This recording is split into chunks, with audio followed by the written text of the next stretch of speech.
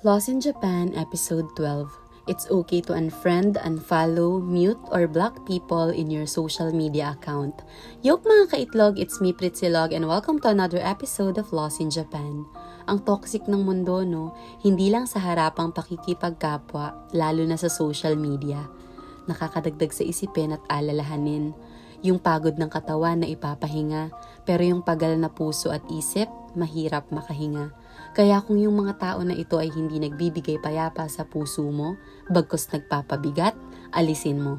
Mental health is also important. If those people don't give you peace, remove them or even delete them in your entire system. Ito kasi yung mga taong mahirap pasayahin. Hahanapan ka ng butas, babantayan kang magkamali, hihintayin kang matalo sa bawat laban ng buhay mo. Mga taong hindi masaya sa kaligayahan mo at masaya sa mga kalungkutan mo.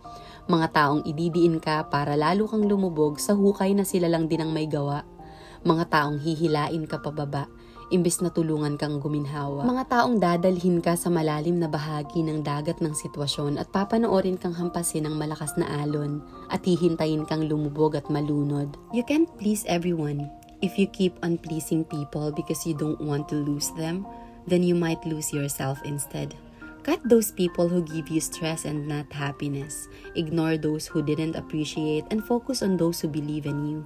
Sa mundo, masyado ng madaming masasamang tao para kupkupin mo pa sa sarili mong mundo.